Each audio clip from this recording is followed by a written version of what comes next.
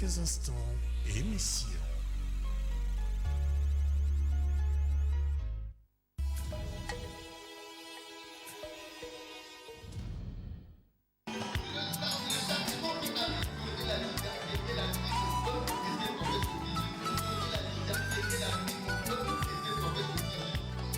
Ma Bible me dit que la parole est une épée.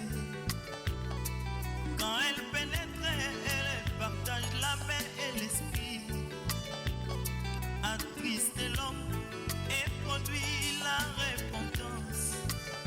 Et comme une épée, elle fait aussi couler le sang. C'est la vraie circoncision. L'ancienne vie est passée. Et l'homme devient une nouvelle. Bonsoir, bonsoir chez vous, chers téléspectateurs. Nous invitons chez vous pour vous présenter l'émission Que la lumière soit. Lorsque nous sommes quittés, nous étions sur le thème du mariage. L'homme quittera son père et sa mère et s'attachera à sa femme et les deux deviendront une seule chair. Là-dessus, le docteur Kili Mundanga nous a suffisamment éclairé sur ce sujet-là et nous avons compris que l'homme en question, ce n'est pas vous, ce n'est pas moi, mais c'est le Seigneur Jésus-Christ.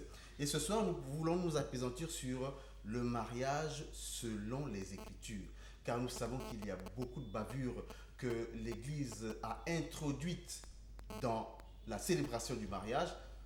Par exemple, lorsque nous quittons les parents pour la dot, nous allons à la mairie pour certains et il faut toujours terminer par l'église. Et à l'église, malheureusement, il y a de ces actes qui se posent et qui n'honorent vraiment pas ceux qui posent ce genre d'actes. Par exemple, s'embrasser pendant la célébration du mariage.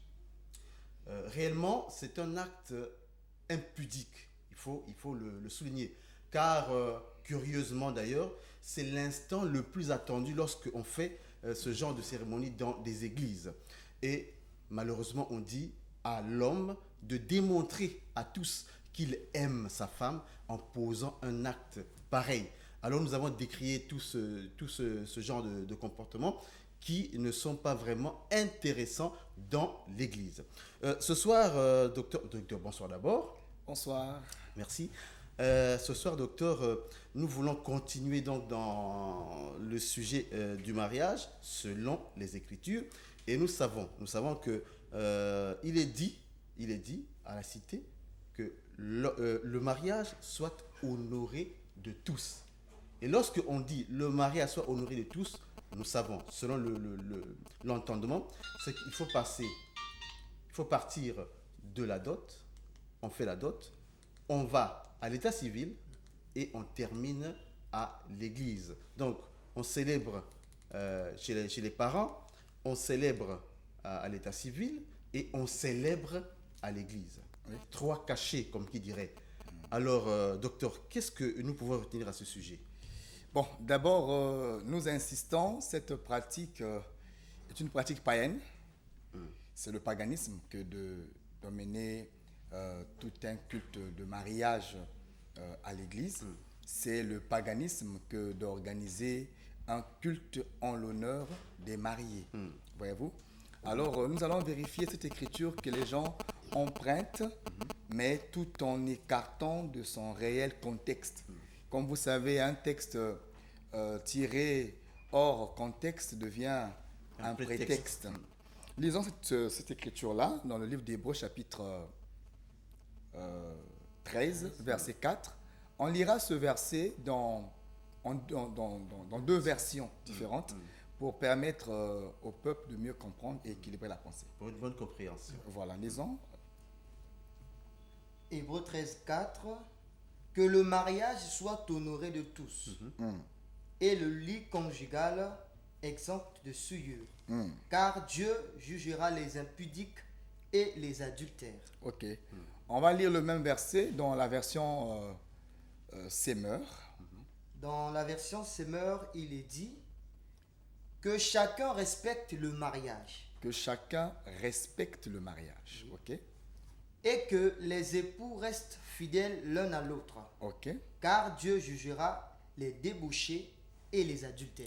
Ok, vous voyez que, frère Alain, j'ai aimé cette comparaison-là parce qu'elle recadre un peu le sens de l'honneur. Parce que lorsqu'on ne comprend pas l'écriture, même l'explication de celle-ci sera déviée et souvent erronée. Vous allez remarquer, chers téléspectateurs, que lorsque Semeur est en train de traduire le même verset, Semeur parle en termes de respect. En réalité, honorer veut dire respecter. L'honneur, c'est le respect. Honorer, c'est rendre le respect à une quelconque chose. Donc, lorsqu'on dit que le mariage soit honoré, en réalité, on veut dire que le mariage soit respecté. OK? Et j'aimerais d'abord souligner un point. Ici, il est question d'honorer le mariage. Il y a une nuance entre celui qui dit que les mariés soient honorés de tous, avec celui qui dit que le mariage soit honoré de tous. Ici, il n'est pas question d'honorer les mariés, mais le mariage. Et donc l'institution comme telle. Voilà. Le mariage. Et comment on honore le mariage? Que faire pour honorer un mariage? Et qu'est-ce que la Bible veut dire dans l'expression que le mariage soit honoré de tous? Quand on dit tous, il n'est pas question d'une église, il n'est pas question d'un État, il n'est pas question, je ne sais pas, D'une famille quelconque. d'une famille quelconque. Tous en français veut dire toute personne. Ça ne veut pas dire quelques clans possibles. N'attribuons pas au français ce que le français ne reconnaît pas. C'est aussi un fait. Voyez-vous? Maintenant, lisons l'écriture ici. Parce que si on s'arrête à court de chemin, la pensée de Dieu aussi nous échappera. L'écriture dit ceci: que le mariage soit respecté ou honoré de tous, et le lit conjugal exempt de souillure. Car Dieu jugera les impudiques et les adultères. Nous quittons de l'honneur au mariage, nous chutons sur les impudiques et les adultères que Dieu doit juger. Pourquoi le Seigneur finit par nous parler des impudiques et des adultères? C'est clair. Que le mariage soit honoré de tous et le lit conjugal exempt de souillure, car est une conjonction de coordination qui marque l'explication. OK?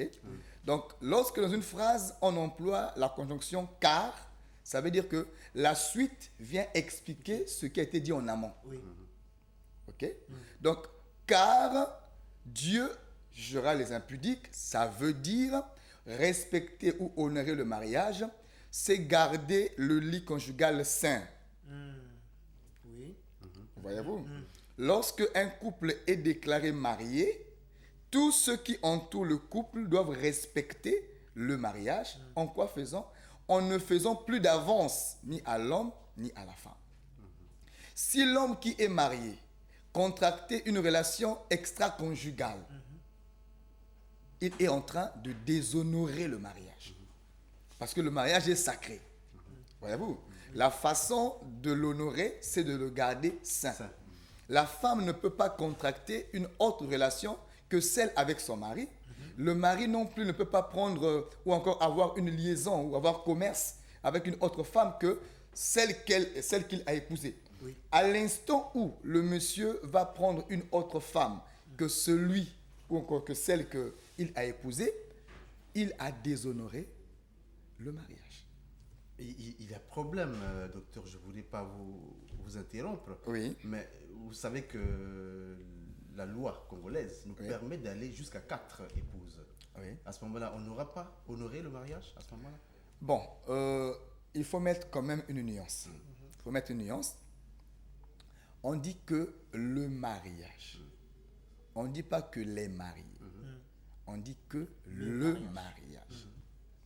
S'il faut traiter le nombre des femmes ou le nombre des hommes, le Congo étant un pays qui permet la polygamie et non la polyandrie, voyez-vous, si on rentre dans ces détails-là, nous dévions le sens de la pensée.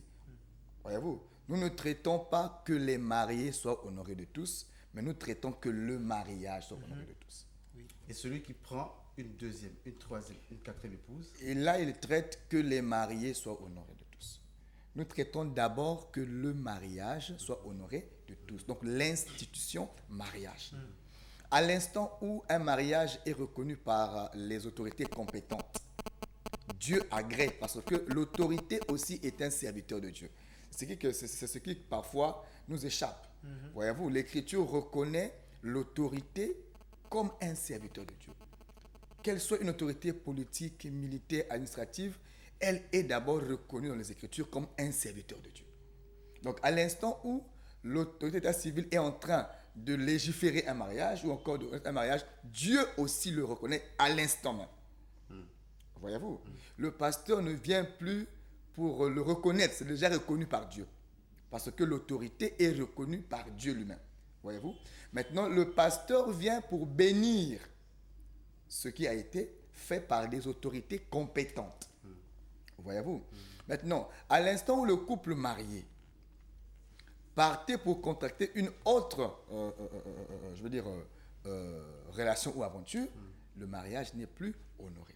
Maintenant, pour traiter la question sur la polygamie, nous disons ceci. Les enfants de Dieu sont ceux qui respectent la parole. Oui. Voyez-vous, nous ne prêchons pas contre les lois en vigueur, voyez-vous, mais nous sommes en train de prêcher la parole de Dieu. Donc le mariage selon les Écritures. Voilà, c'est même ça le thème. Le mariage selon les Écritures. Nous ne prêchons pas la constitution congolaise, mais nous prêchons les Écritures. Selon les Écritures, la polygamie dans la nouvelle alliance est un péché. Et pourquoi donc pas dans l'ancienne? J'insiste sur la nouvelle alliance parce que la Bible est séparée en deux. Oui. Dans la Bible, nous avons deux alliances qui représentent aussi deux montagnes ou encore deux femmes. Une montagne qui est le mont Sinaï, donc la loi, avec le peuple d'Israël, donc l'ancienne alliance. Et une montagne qui est Sion, avec la grâce, donc la nouvelle alliance. L'ancienne alliance est une ombre. Il est écrit dans les Écritures que la loi possède une ombre des biens à venir, mais la réalité ou la vérité est en Christ. Amen. L'accomplissement est en Christ. C'est quoi une ombre? Une ombre est une projection du corps par la lumière. Voyez-vous? Et l'ombre, d'après les Écritures, n'est pas exacte. L'ombre n'est qu'une représentation des choses, mais pas l'exactitude des choses. Frère Alain, tu seras d'accord avec moi que si quelqu'un est en train de marcher et que tu apercevais son ombre, si tu partais pour aller embrasser son ombre, tu vas tomber. Oui, évidemment. Quiconque embrasse une ombre tombe. De même, quiconque s'appuie sur une écriture de l'ancienne alliance non révélée tombera aussi. Très important. Voyez-vous, lorsque on est venu dire à Jésus que Moïse nous a prescrit d'écrire une lettre de divorce, si tu venais à avoir de l'aversion pour ta femme, tu peux la répudier, mais avec une lettre de divorce. Quelle était la réponse du maître? Le maître a dit, Moïse vous a écrit toutes ces choses à cause de la dureté de vos cœurs. Mais au commencement, il n'en était pas ainsi. Au commencement, Adam n'a eu qu'une seule femme. Très clair. Dieu a créé un seul Adam, une seule Ève. C'est le plan du mariage. Et même jusqu'aux animaux d'ailleurs. Quiconque prend deux femmes, il est en dehors d'Éden. C'est-à-dire, il est hors du programme de Dieu. Il est hors du planning de Dieu. Et si quelqu'un va jusqu'à prendre 4, 5 femmes, d'abord, il est impudique. Ou soit, il y a des liens qui le réclament encore. Il est encore charnel. Celui qui obéit à la loi de l'esprit, il obéira au principe de Dieu selon sa pensée. Voyez-vous, dans la nouvelle alliance, on parle beaucoup plus de sa femme. Oui. L'homme quittera son père, sa femme. Bien que cela soit prophétique. Voyez-vous? Mais Adam aussi a été un exemple pour le mariage. Voyez-vous, Adam n'a eu que Ève comme femme. Et vous savez comme moi que le premier polygame de la Bible, c'était un fils de Caïn. Vous le savez comme moi. Voyez-vous. Donc nous exhortons tous les fils de Caïn de se repentir, parce que leur façon de faire, ce n'est pas la parole. Le plan de Dieu, c'est que un homme doit épouser une femme. On peut Et quand c'est même... ça le mariage. Ah, excusez-moi, docteur. Est-ce qu'on peut quand même dire que Abraham avait 3 femmes? Bon, voilà pourquoi j'ai parlé de l'ombre, qui est une représentation des choses. Voyez-vous? Et l'ombre n'est pas exacte. Ça, c'est l'ancienne alliance. Abraham n'a pas eu 3 femmes au même moment. Voyez-vous? La femme d'Abraham, c'est Sarah. Voyez-vous? Et c'est en écoutant la femme que Abraham est allé prendre une servante. Voyez-vous? Mais quelle était la conséquence? Ça a créé des troubles juste après. Oui. Voyez-vous? Or que Abraham qui écoute la femme et va prendre une autre femme, mais le conseil de la femme, c'est le conseil de Ève. Voyez-vous? C'est Ève qui parle à Adam. Et quand Adam écoute, Adam est tombé. À cause C'est de ça. l'amour. Abraham aussi a écouté, Abraham est tombé. Voyez-vous? Donc nous disons que ce qui se passe avec Abraham, c'est un mouvement prophétique. Quand Abraham prend, comment tu l'appelles, Agar. Sarah Et Sarah. et Agar, Paul prêche que Sarah et Agar sont 2 alliances. Amen. Galates 4, oui. Voyez-vous? Donc c'était des choses qui avaient une valeur allégorique d'après les Écritures. La loi possède une valeur allégorique. La loi est un type qui s'interprète et s'accomplit dans la personne de Jésus. Mais dans la nouvelle alliance, voyez-vous, les apôtres n'ont pas prêché la polygamie. Si quelqu'un veut être polygame, qu'il retourne dans l'ancienne alliance. Dans la nouvelle alliance, la polygamie n'est pas permise. Voyez-vous? Et même si, dans une constitution quelconque, disons un peu que, essayons juste un peu de projeter la pensée, qu'il arrivait un jour au Congo que les responsables pensent qu'il faut, il faut adopter la polyandrie dans la constitution. Ça peut arriver. Est-ce que ça deviendra aussi une vérité biblique? Loin de là. Très loin de là. Que les hommes aient voté la polygamie, la polyandrie, ça n'a rien à voir avec les Écritures, ça n'engage que ceux qui ont voté ça. Mais dans les Écritures, nous restons sur ce qui est écrit. La polygamie dans la nouvelle alliance, c'est un péché. Et si un frère est polygame, voilà, c'est Dieu qui te parle, il faut que tu puisses te repentir, parce que dans ta position, le salut est menacé. Et donc, celui-là mène sa vie selon l'ombre de l'ancienne alliance. Oui, il pourrait bien avoir des exemples comme Jacob, comme David, Salomon. comme Salomon. Tout ça, ce sont des ombres. Pourtant, c'est des raisons qu'ils prennent d'ailleurs. Des Oui, exemples, docteur. mais un peuple sans révélation est un peuple sans frein. Très clair. C'est l'Écriture qui dit ça. Lorsque Jacob va prendre 4 femmes, Jacob n'a aimé qu'une seule femme, Jacob n'a travaillé que pour une seule femme, Jacob a payé la dot d'une seule femme, mais et pourtant, il se retrouve avec 2 femmes et 2 concubines. C'est un enseignement. Oui. C'est l'ombre. C'est l'ombre. Quand vous voyez Jacob avec 4 femmes et 12 fils, mais c'est ça la table des pains des propositions Amen. qui se tient sur 4 pieds et au-dessus, il y a 12 pains qui sont 12 fils.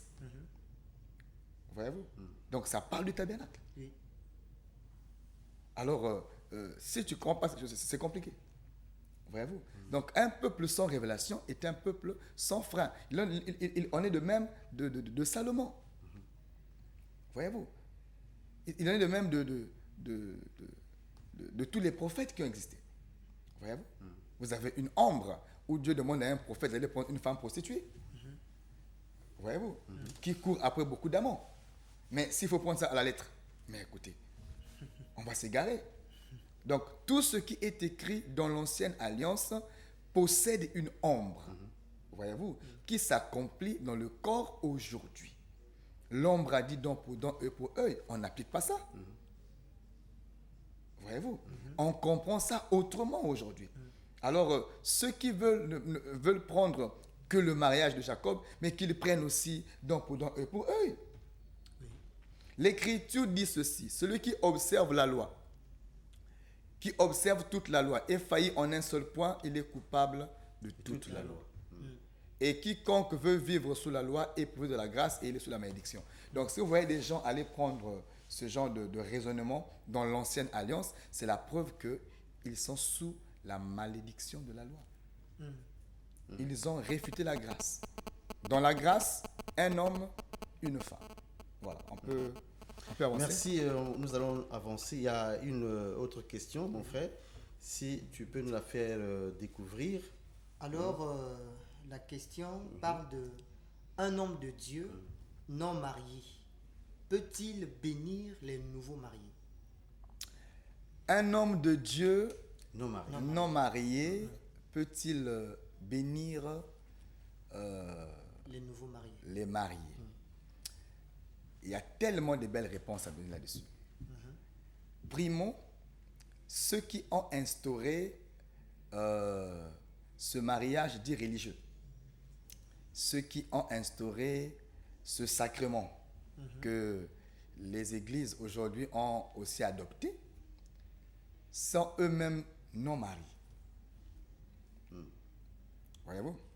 C'est des hommes qui ne se marient pas, mais qui ont conçu d'organiser leur sacrement à eux, pendant lequel ils peuvent bénir les mariés. Vous venez prendre leur sacrement et vous voulez renverser ça. Parce que eux, ils ont planté, vous arrosez. Vous aurez d'abord un même salaire, parce que vous avez inventé des histoires des Écritures. Et numéro 2, n'empruntez pas une affaire d'autrui et vous renversez les bases. Donc il faut faire comme eux. Mais écoutez, c'est leur histoire, c'est pas biblique. D'abord, ce n'est pas biblique, Déjà. mais c'est un sacrement qu'une église de Rome a improvisé et que les églises aujourd'hui ont hérité. Voyez-vous? Mais ceux qui ont inspiré la chose, eux-mêmes se marient pas. Mais ils peuvent bénir les mariés. Attends, on le voit partout, on le voit tous les jours. Eux, ils ne se marient pas, mais ils bénissent les mariages. Voyez-vous? Et c'est eux qui ont commencé avec ça. C'est leur inspiration à eux. Voyez-vous? Maintenant, vous allez emprunter ça, mais vous ne voulez pas respecter les bases. Écoutez, accordez-vous quand même. Voyez-vous? Parce que c'est la même, telle mère, telle fille. Ils doivent s'accorder déjà. Oui. Voyez-vous? Maintenant, s'il faut reprendre ça selon les Écritures, Jésus parfois répondait une question par une question. Et un disciple n'est pas plus grand que son maître. Oui, c'est ça. Donc, je veux respecter la démarche du maître. Je veux poser la même question autrement. Est-ce qu'un pasteur illettré peut-il bénir un enfant qui prépare un examen d'État? La réponse est claire. C'est une question. Parce que ceux qui posent des pareils problèmes ont dans leur pensée, l'homme ne peut donner que ce qu'il a. Et ils pensent que ce que l'homme donne, c'est la chair. La chair ne bénit pas. Voyez-vous? Si un homme de Dieu veut bénir, c'est le ministère en lui qui bénit. Amen. Ce n'est pas la chair qui bénit. Oui. Voyez-vous? J'avance encore. Est-ce que un pasteur qui a un niveau BPC ou un niveau CE2, disons ça comme ça, peut-il prier pour un ministre d'État? Bien entendu. Hein? Non, mais c'est une question. Nous avons au Congo des pasteurs non instruits. On ne peut pas se le cacher. Est-ce qu'ils ont le droit de prier pour les enfants qui ont été à l'université? Très bien. Comment? Très bien. Mais l'homme, là, c'est qu'il... Ah, eux, ils n'ont pas ça. Ils vont donner quoi? Franchement. Vous voyez que cette logique ne tient pas. Voyez-vous? Elle ne tient pas debout. C'est une invention qui n'a ni tête ni queue. Et nous disons ceci. Un pasteur, si seulement il est pasteur, il est en droit de bénir tout ce qui peut être béni. Voyez-vous? Vous avez dans des pays comme les États-Unis, lorsqu'il y a élection, on prête serment sur la Bible et il y a un homme de Dieu qui bénit le président qui commence la fonction. Mais celui qui bénit le président, il n'est pas président. Il n'est même pas député. Si l'homme donne ce qu'il a, il faut qu'on passe dans la chair. Le pasteur n'est pas en droit de prier pour un député, de prier pour un chef d'État ou pour un directeur quelque part, ou pour des enfants de l'église qui sont à l'université. L'homme ne donne que ce qu'il a, ce n'est pas dans le physique. Voyez-vous, Jésus-Christ n'était pas marié, mais devant un cas, il pouvait bénir. Oui. De tous les apôtres qui ont existé, les Pierre étaient mariés, les Jean et consorts étaient mariés. Aucun des mariés ne nous a donné la précision sur le mariage, et ce n'est Paul qui était célibataire. Oui. Voyez-vous? Tous ceux qui prêchent le mariage s'appuient sur les écrits de Paul. Mais lui-même, Paul n'était pas marié, même pas fiancé. Voyez-vous? C'est pour dire que le ministère n'a rien à voir avec les compétences physiques. Vous avez l'apôtre Pierre qui était illettré, un homme sans instruction, Oui. mais quand il se lève, il bénit tout Israël et les instruit. Voyez-vous? Il est pasteur de Luc, un docteur. Voyez-vous? Mais un homme sans instruction. Donc c'est pour dire que qu'un pasteur soit marié ou non, ça ne l'empêche pas de bénir un mariage. Un pasteur célibataire peut bel et bien bénir un mariage parce qu'il est pasteur, il incarne le ministère. Amen. Voyez-vous? Donc ceux qui créent des pareils raisonnements, d'abord ils n'ont aucune écriture sur laquelle s'appuyer. Donc frères bien-aimés, ne vous inquiétez pas. Si vous avez en face de vous un homme de Dieu, regardez-le comme tel. Parce que, d'abord, j'aimerais dire ça un peu plus fort. Le ministre de la parole, il est toujours célibataire. Il est toujours célibataire ou bien il doit être célibataire? Il est toujours célibataire. Le ministre de la parole, le ministère est célibataire. Ah, le ministère. ministère. Et non Évidemment. le ministre. Mais dans la perfection, le ministre est un eunuque. Oui. C'est vous qui le voyez marié, Dieu le voit célibataire. Dieu le voit célibataire. C'est vous qui le voyez marié, Dieu le voit célibataire. C'est-à-dire? Mais c'est-à-dire que c'est un eunuque. Ça veut dire que quand Dieu confie le jardin à Adam, Adam doit être célibataire. Dieu ne peut pas confier le jardin à un homme marié. Et pour cause? J'ai jamais vu ça. Dieu ne peut pas confier le jardin. Quand Dieu confie le jardin à Adam, Adam est seul. Il est célibataire, il n'a pas de femme. Et il a fini par avoir une femme quand même. Mais il est tombé aussi. Oui. Ah, c'est même ça, oui. Est-ce un mal que d'avoir une femme? C'est pas un mal. Ah. L'apôtre Paul a dit que celui qui se marie fait bien. Celui qui se marie fait bien. Mais celui qui ne se marie pas fait mieux. Ah oui. Donc que l'un ne critique pas l'autre. Oui. Et faites le ministère comme Dieu vous a appelé. Ne créez pas des cons en jambes aux autres. Voyez-vous? Ne créez pas des lois qui n'existent pas. Et dans la Bible, il n'y a pas une loi comme ça. Un sacrificateur béni, qu'il soit marié ou non, il est sacrificateur pour bénir son travail. Voyez-vous? C'est comme dire, est-ce qu'un docteur non marié peut opérer une femme enceinte? Ça n'a pas de sens. Même pas. Oui. Ce qu'il a appris avec le mariage n'a rien à voir. Voyez-vous? Traiter, c'est son travail. Qu'il soit marié ou non, s'il est docteur, il est habilité à traiter toutes les femmes possibles. Voyez-vous? Maintenant, s'il faut créer une loi, non, le docteur non marié ne peut pas traiter une patiente mariée. Là, vous créez des histoires. Il y aurait beaucoup de morts au pays. Voyez-vous?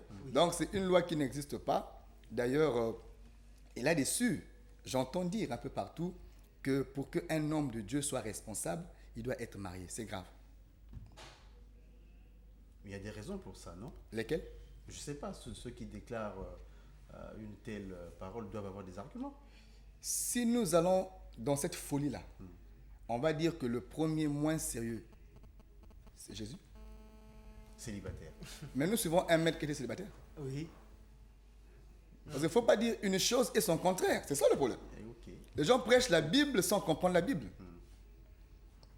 À l'instant où tu dis un homme marié n'est pas sérieux, tu as insulté le maître. Voyez-vous? Se marier est un statut, ne pas se marier en est aussi un autre. Voyez-vous? Et dans les Écritures, ni l'un ni l'autre n'est péché. Ne créez pas de péché là où il n'y a pas de péché. Voyez-vous? Vous voulez me dire que Pierre était plus sérieux que Paul? Ne créez pas des histoires. Voyez-vous? Le mariage n'a rien à voir avec le ministère. Et j'aimerais dire que le mariage ne chasse pas l'impudicité. Parce que plusieurs prêchent qu'il faut se marier pour fuir le péché. Frère, dans le mariage là-bas, il y a beaucoup de péchés aussi. D'ailleurs, on en voit les hommes mariés.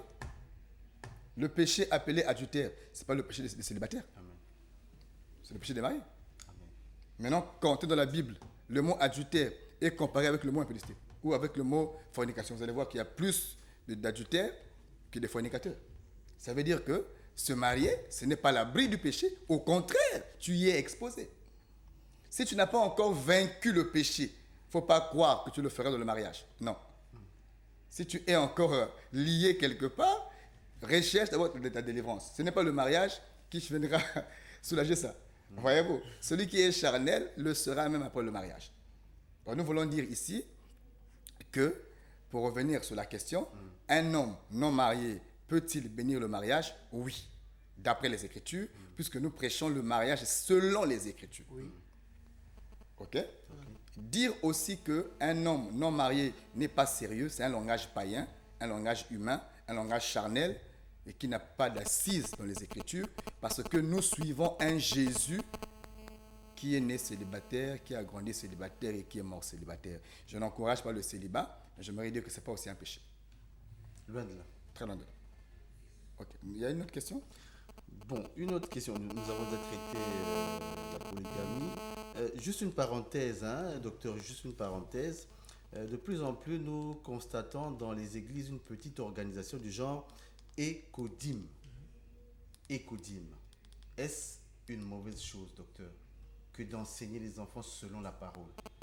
Car d'aucuns pensent qu'on en fait maintenant un peu trop et que ça n'existerait pas et on a inventé. Ok, nous avons des questions si on va répondre aussi. Bon, Écodim. Ce qu'il faut juger là-dessus, il faut voir la chose dans deux volets. Dans la forme et dans le fond. Voyez-vous, dans la forme, on pourra avoir de quoi blâmer. Nous demandons à tous nos fidèles téléspectateurs de nous supporter. Vu le temps que nous avons, on ne pourra répondre des appels en direct. Mais nous recevons vos SMS et nous nous apprêtons à répondre à vos inquiétudes. Donc, au lieu d'appeler, veuillez, je vous en prie, écrire pour que nous puissions lire et répondre à votre préoccupation. Frère Alain, dans la forme, on peut avoir de quoi critiquer, parce que écodim, je pense, voudrait dire école de dimanche. Voyez-vous? Et si il fallait instruire les enfants mercredi, on va dire quoi? Écomère. Ou encore, je dis... Écovent. Écovent. Au vendredi. Ou éco-jeune. Voyez-vous? Donc, dans la forme, on peut avoir de quoi critiquer. Hein? De quoi critiquer. Mais dans le fond, la pensée est saine. Il n'y a pas de péché dans une église qui s'organise à instruire les enfants. Dans le livre de Proverbes, verset 6, il est écrit « Instruis ton enfant pendant qu'il est encore jeune, dans la voie qu'il doit suivre. Lorsqu'il va grandir, il va vieillir, il ne pourra pas le détournera. » Donc, si l'église s'organise à instruire les enfants, il n'y a pas de problème. Paul ne dit pas, n'est-ce pas, qu'on peut instruire, que les femmes âgées instruisent les moins âgées. Il n'y a pas de problème. Voyez-vous, si les femmes âgées peuvent instruire les moins âgés sur la manière de prendre soin de leur mari, de leur maison, où est le péché, si on s'organisait aussi à éduquer les enfants par rapport à leur niveau. Parce qu'il y a des choses parfois qu'on dit dans le culte général que l'enfant peut avoir du mal à saisir. Ou qu'il peut comprendre juste comme un perroquet sans saisir le sens. Alors que si on peut les regrouper, on peut adapter le message par rapport à leur capacité et niveau d'appréhension pour que et les grands et les petits soient édifiés. Là, il n'y a pas de problème. En Israël, on enseignait tout le monde au temple, mais les enfants étaient enseignés par la mère à la maison. Il n'y a pas de problème. Si l'Église s'organise Cette façon-là. il n'y a pas de problème. Seulement, on fait devenir les enfants comme des majorettes, je sais pas, des filles d'honneur. Bon. Ça danse. Et puis, Si c'est une école de dimanche, comme ils le disent, ou de jeudi ou de vendredi, c'est une école, on s'attend à ce que les encadreurs communiquent aux enfants l'instruction laquelle instruction? biblique. Voyez-vous? Maintenant, si on commence à apprendre aux enfants comment danser, ou encore faire les danses païennes qu'on voit parfois, on apprend aux enfants des réalités des séries télévisées, on apprend aux enfants, je ne sais pas, des histoires, des scénettes, alors ça devient une école de danse dans l'église, ce qui est un péché. C'est censé être une école pour donner aux enfants l'instruction et non une école de danse. Voyez-vous? Donc, je pense qu'il faut simplement recadrer les choses, mais on ne peut pas critiquer ça. Hein? Il y a des recadrages à faire, il y a des aménagements à faire, dans la forme, bien sûr, mais dans le fond, la pensée s'appuie sur les Écritures. Il n'y a pas péché. Alors, une question d'un téléspectateur. Oui, nous avons assez de questions ici. On va lire une après l'autre. Vraiment, n'insistez pas, on ne va pas décrocher aux appels.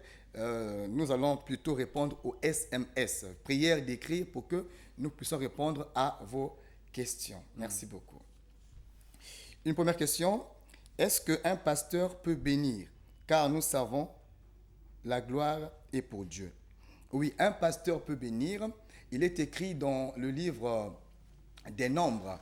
L'Éternel parla à Moïse et dit, Moïse dit à Aaron et dis-lui, voici comment il doit bénir le peuple. Donc, celui qui bénit le peuple, c'est Aaron. Voyez-vous, Dieu s'appuie sur les paroles de ses serviteurs pour les accomplir dans la vie du peuple. Donc, le pasteur est établi pour bénir le peuple. Il est en droit de bénir. Il est pasteur pour ça. C'est le ministère. Je prends une deuxième question.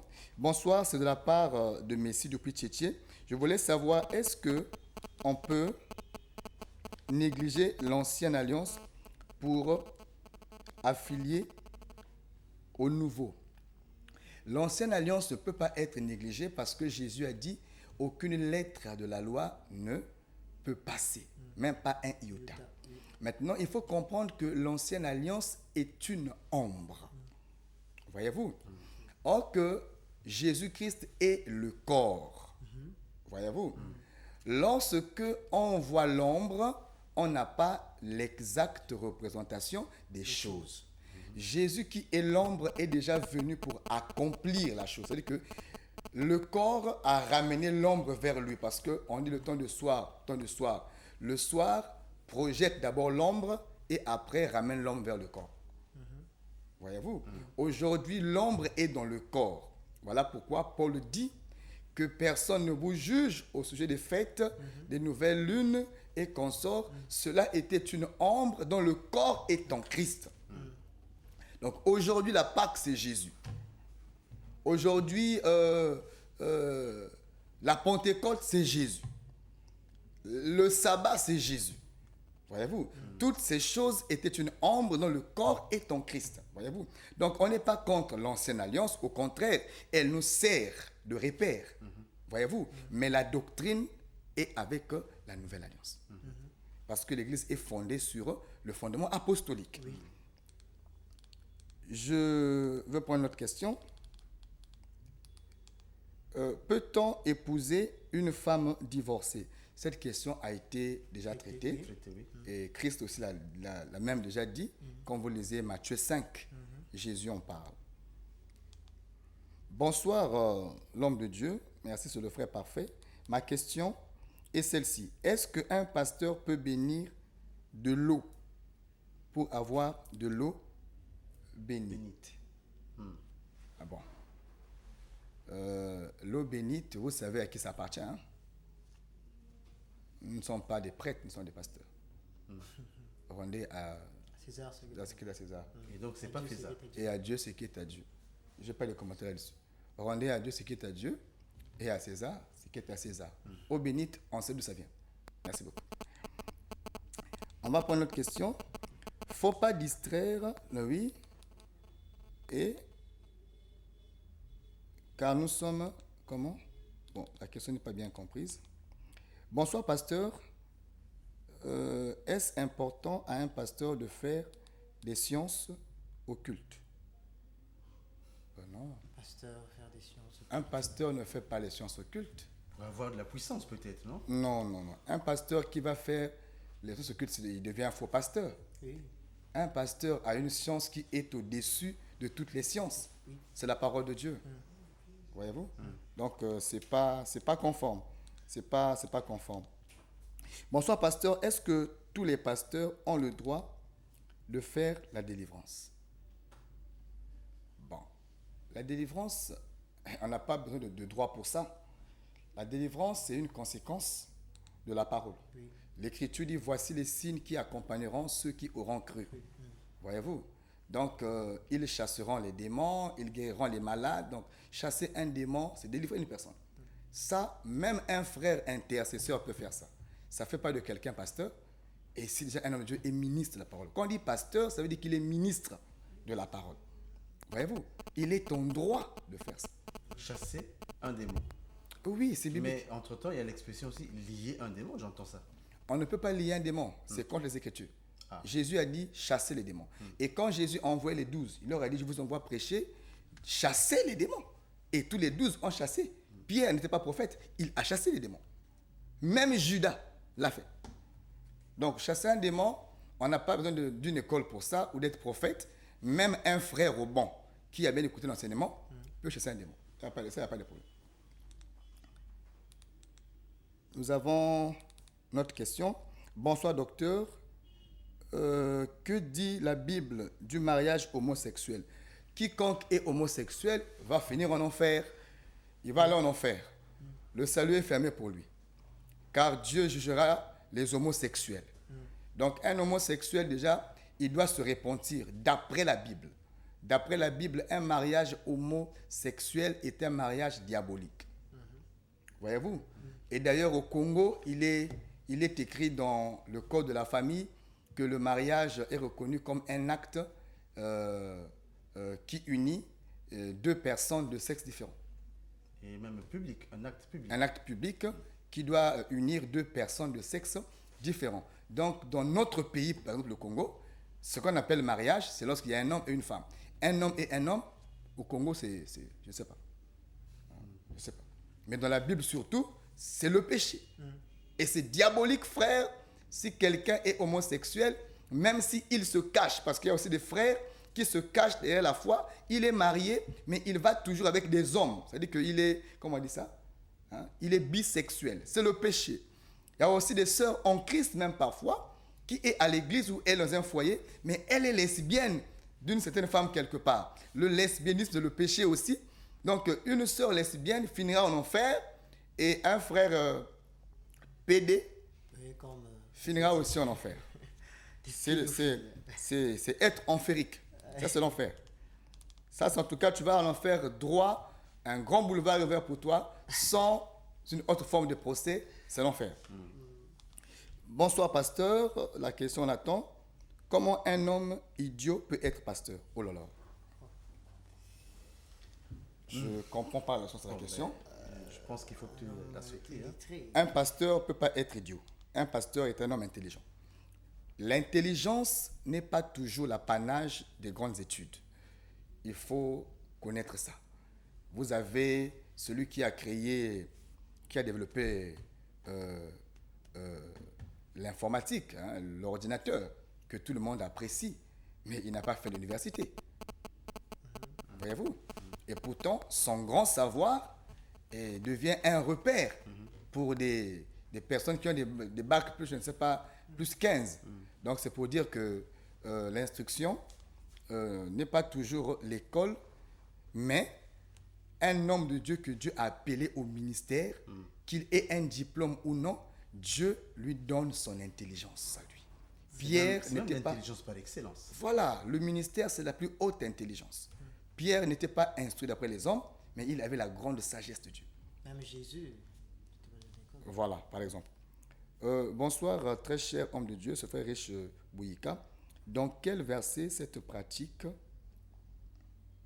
est interdite? Que l'Église, comment il dit ça? Qu'on ne peut pas s'embrasser dans une église. Bon. Je ne sais pas si le frère comprend ce qu'il dit ou s'il pèse les mots de ces mots-là. Tu es en train de dire, est-ce qu'on peut aller s'embrasser à l'église? Est-ce que ta question, vraiment, je ne comprends pas ce que ça veut dire. L'église n'est pas un lieu, n'est pas une salle de cinéma. Ce n'est pas une scène de plage. Ce n'est pas une série télévisée. Voyez-vous? Je veux transporter ta question, frère. Est-ce qu'on peut s'embrasser dans une salle de classe? Parce qu'il ne faut pas dire des choses qui n'ont pas de sens. Quand on pose la question, tu réfléchis d'abord et tu poses la question. On ne peut pas aller s'embrasser à l'église. L'église, ce n'est pas un lieu impudique, c'est un lieu de prière. Voyez-vous? Peu importe la circonstance, qu'il y ait mariage ou non, l'église n'est pas un lieu où on peut permettre aux hommes de s'embrasser. C'est le péché. Quiconque s'embrasse à l'église, c'est un impudique. Et il ne va pas hériter le royaume des cieux. Et toute personne qui prêche ça, qui soutient ça, s'il ne se répand pas, il finira en enfer. Amen. Nous voulons donc mettre un terme à cette émission, docteur, car le temps qui nous est imparti est arrivé à son terme. Merci donc, chers téléspectateurs, vous qui nous avez donné votre temps. Nous voulons vous rappeler que la même émission passe sur Mémo Radio 100.0. C'est la fréquence que vous pouvez chercher dans votre poste récepteur pour suivre les émissions Que la lumière soit, les lundis, mardis et jeudis à Mémo Radio. Docteur, un mot pour l'Église, s'il vous plaît. Un mot, c'est l'invitation que nous dressons à tous nos précieux téléspectateurs. Demain matin, de 9h00 à 12h, nous avons un culte dont le thème est le jubilé.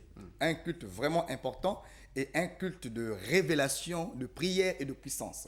Toutefois, nous voulons situer notre église, le Rassemblement des Saints, est situé à la base Socoprise. Quand vous partez du rond-point Ilama pour la brasserie, il y a l'avenue Socoprise qui relie les deux angles, et la toute première ruelle de droite partant de Ilama pour la brasserie, la toute première ruelle de droite, la seconde parcelle à gauche, vous croiserez donc notre église demain de 9h pile à 12h. Nous vous invitons massivement à venir découvrir la parole de vérité, car c'est elle que tout homme est censé prêcher au nom de Jésus. Que Dieu bénisse le Congo, qu'il bénisse le Rassemblement des Saints. Alors, bonsoir chez vous, chers téléspectateurs. À samedi prochain, 21h45, pour la même émission Que la lumière soit. Merci.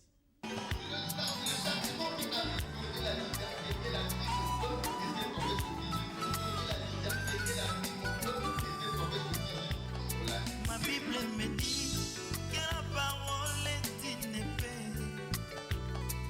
Quand elle pénètre, elle partage la main et l'esprit. Attriste l'homme et produit la repentance. Et comme une épée, elle fait aussi couler les sangs. C'est la vraie circoncision. L'ancienne vie est passée et l'homme est devenu